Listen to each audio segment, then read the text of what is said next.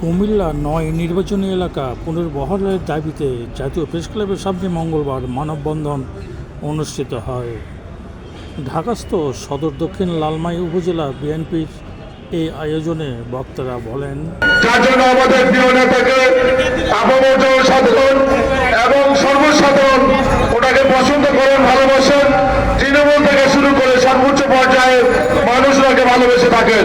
এই ভালোবাসায় ঈর্ষান্বিত হয়ে হিংসাত্মকভাবে একটা মহল আওয়ামী লীগের সাবেক অর্থমন্ত্রী লুটপাটকারী, চোরাকারবারী, লোটাস কামালের ইন্ধনে অর্থ খরচ করে এই নির্বাচনী আসনকে প্রথমত 2 ভাগ করেন এবং পরবর্তীতে তার 3 ভাগে বিভক্ত করেন। আমাদের দক্ষিণ সদর দক্ষিণকে বাঁচালে আমাদের কুমিল্লা বাঁচবে।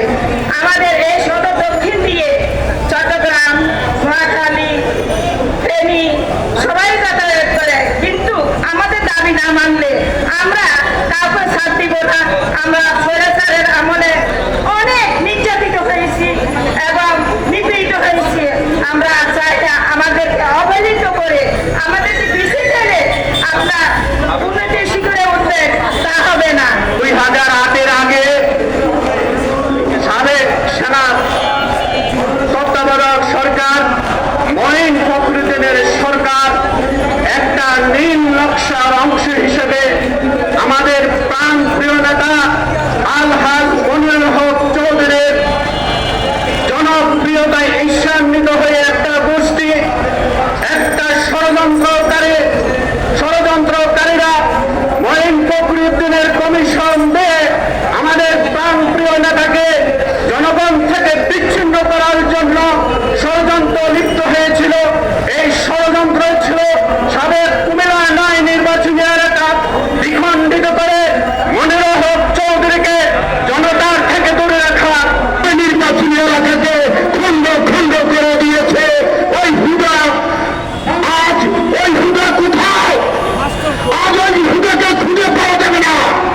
তাই আমরা বলতে চাই, এই সরকার এখন যিনি আছেন ডক্টর মোহাম্মদ ইউনূস সাহেবের কাছে আমরা বলতে চাই, আমাদের এত সুন্দর একটি আসন কুমিল্লা ৯ নির্বাচনী এলাকা পুনর্বহাল করে দেওয়া হয়। আর যদি আমাদের আসন আমাদেরকে ফিরে না দেওয়া হয়, আমরা প্রয়োজনে শেখ হাসিনার বিরুদ্ধে যেরকম আন্দোলন করেছি, আমরা আমাদের আসন ফিরিয়ে আনার জন্য তার চেয়ে কঠিনভাবে আন্দোলন করে তুলব।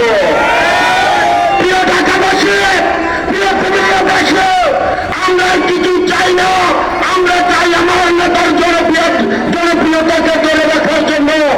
আশরাফুল ইসলাম রতন, দৈনিক আকাশ জমিন, জাতীয় প্রেস ক্লাব, ঢাকা।